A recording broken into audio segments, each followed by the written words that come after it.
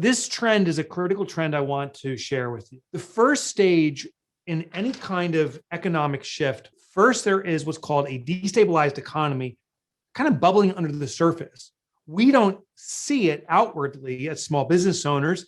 Things seem okay, but then some kind of event triggers an already destabilized economy to have a sudden collapse or shift. When the economy goes into it's called a shock state, small business will often respond, some small businesses respond with inaction, disbelief. How many restaurants are you aware of in your community that went out of business during 2020? It's devastating to see this because they are good people delivering good services and they're good businesses.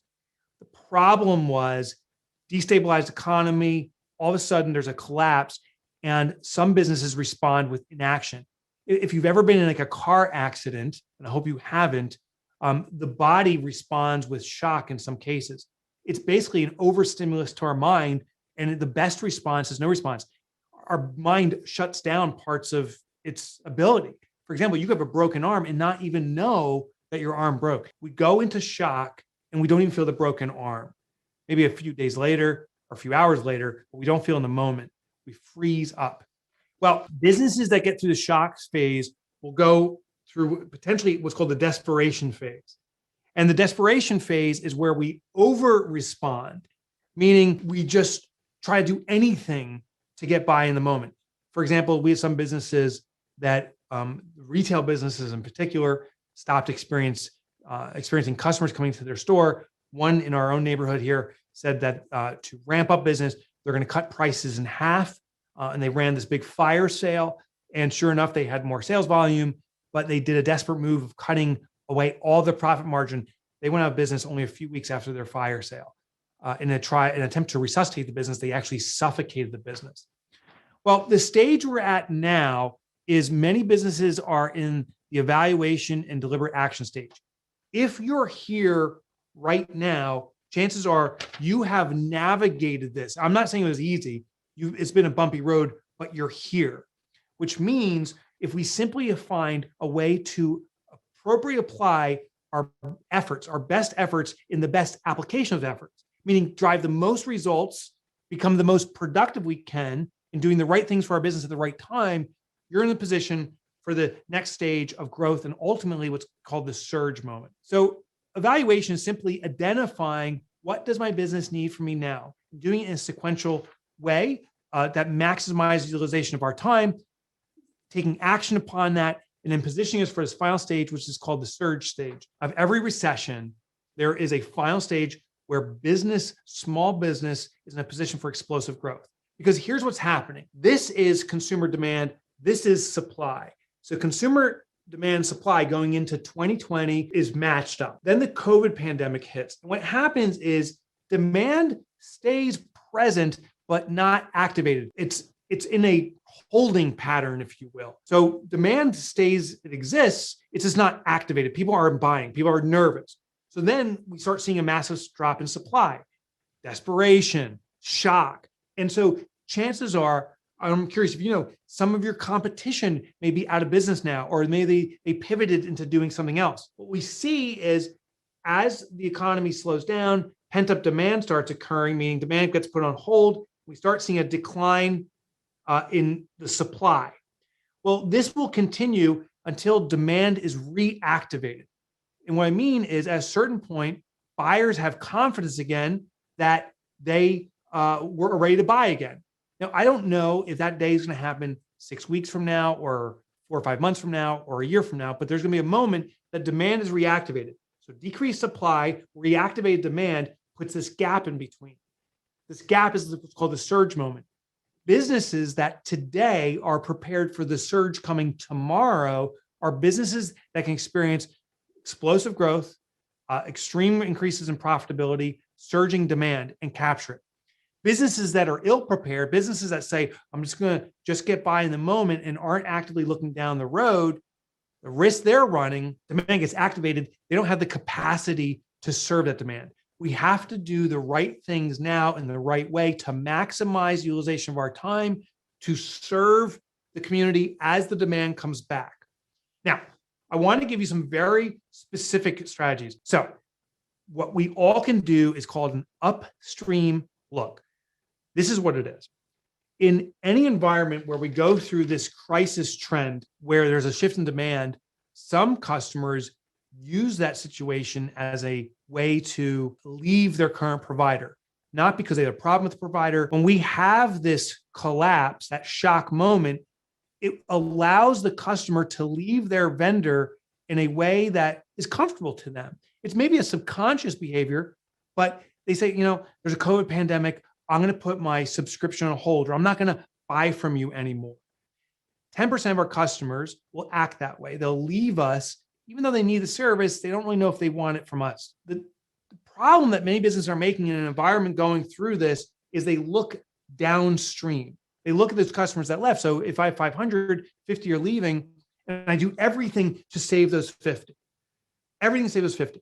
But here's the opportunity upstream. My collective competition has about 50,000 of my prospects. They're being served by other vendors. They're losing their 10% too because of the shock moment. That means 5,000 prospective customers have entered upstream, where I just lost 50. The mistake is to try to salvage those 50 and have 5,000 go by me finding other vendors. The opportunity is to capture those 5,000. Now, I'm not saying disregard your 50. Make an effort, but realize that to continue to try to save them may be a costly mistake because you're not seeing the 5,000 entering upstream. The upstream opportunity is through educational marketing. You see, when people enter the market and they're just kind of dissatisfied with their current vendor and they use this as a justification to leave that vendor, they still need and want the service. They're looking for the new know, like, and trust. And that can be you. And how you do it is through educational marketing. Now, a couple platforms for it. One of the most popular for me is YouTube. I encourage you to do that. Video production, for example, sharing information, tips and strategies around the work you do, helping those customers become aware of you. Social media platforms are also excellent for that, like wherever people congregate, LinkedIn, Facebook, and so forth. How can you look upstream? Can you relate to this? You feel at times, or maybe all the time, that you are working on everything in your business. Like you're working on all these things, yet nothing seems to be working. Have you ever even said that phrase? Imagine between me and you right now is a chain, a long chain all the way to Boonton, New Jersey. And you and I, our job is to fix this chain. We're pulling as hard as we can, and our job is to fix it. The mistake would be we're trying to strengthen the chain. The mistake would be to say, well, we're going to work on every link. If we strengthen all the links, the chain will get stronger. But that's actually not true. And you know that. That chain will always break in the exact same spot every time. The weakest link. And until the weakest link is strengthened, you can strengthen everything else, but it keeps on snapping just as easily. So the method to improving the strength of a chain is to first find and identify the weakest link. Strengthen that weakest link, and then the entire strength of the chain has been elevated. Now we simply look for the next weakest link and strengthen that, and the entire chain's been elevated yet again and again and again. To strengthen a chain, you do it by first finding the weakest link and then strengthening. That's the key. In our business, working on everything is the grand mistake. What we actually need to do is identify what is currently the weakest link in the chain of activities, all the different elements linked together in my business. Which one is the weakest? Resolve that. Now my strength of my entire business has been elevated. What's that one thing? And when you apply your most important time, as the owner of the business, your work effort, your skill set is the most critical for your business. You probably know more about your business than any of your colleagues or employees. You are it. We need to apply the appropriate fix, your talented skills, to the weakest link. Well, that's what this chart shows. So just going through this quickly, this is what's called the business hierarchy of needs. What I found as I studied all these businesses is there's 5 levels of needs in sequence that a business must address. The first level is sales. Sales is the creation of cash. If you have 0 sales right now, that's the weakest link. We need to bring in some cash. But the next link above that is profit.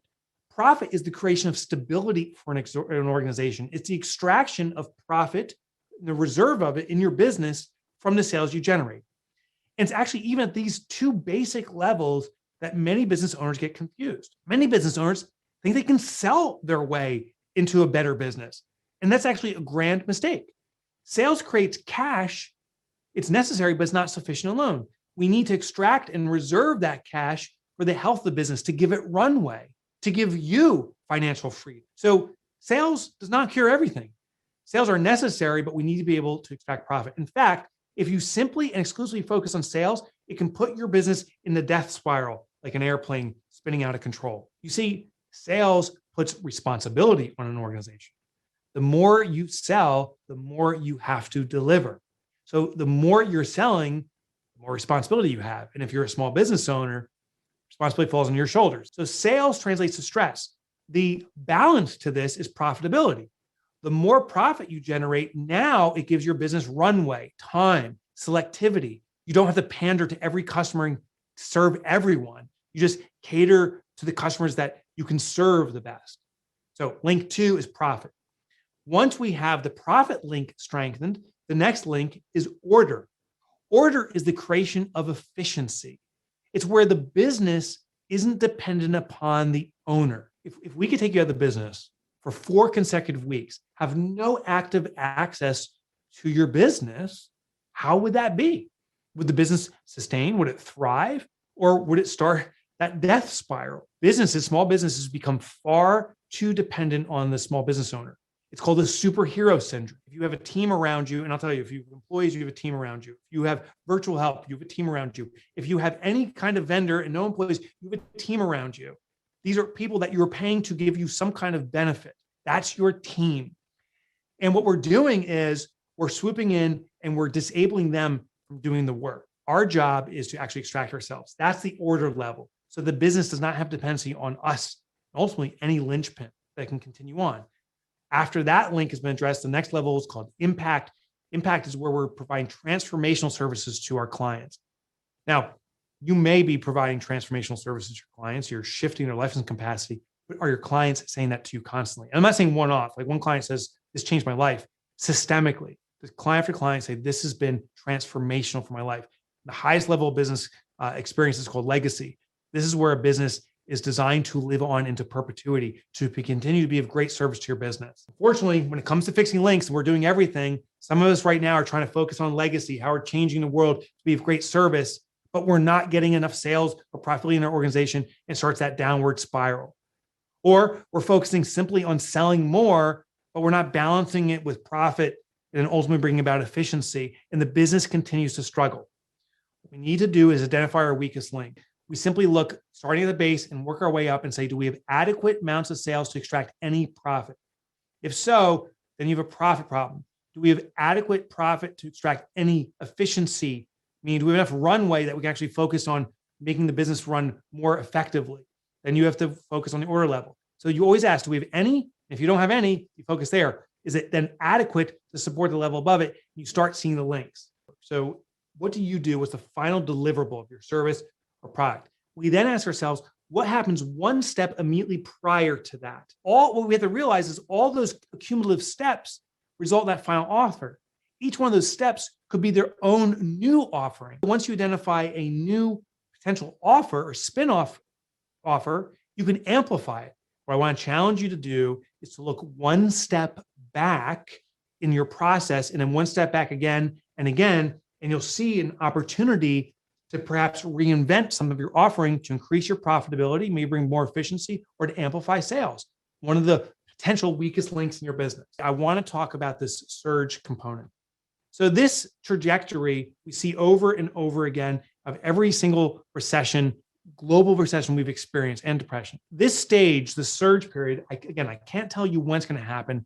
I can tell you what's going to happen. When the economy recovers, we're having a unique divergence too. Some businesses are going up because of the unique shift that COVID's caused. We're seeing an explosion in Wall Street and a collapse in Main Street. There's a lot of discord going on. So there may be a collapse in Wall Street now, but there's a lot of discord.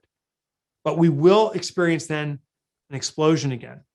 And what happened out of every single recession was this: the rise of small business. I used to say small business is the backbone of the economy, and I regret saying that, because small business is not the backbone of the economy. Small business is the economy. You are our global economy. We, the globe, depend on your success. We are starving for it. And I don't know who it's going to be, but I do know it's going to happen. When we fast forward 5 years from today, we're going to hear of names we haven't heard of today. These small businesses that stepped forward, stepped up, and grew and served and achieved their vision they always had for their business because they adjusted dynamically and they fixed those weakest links. They strengthened.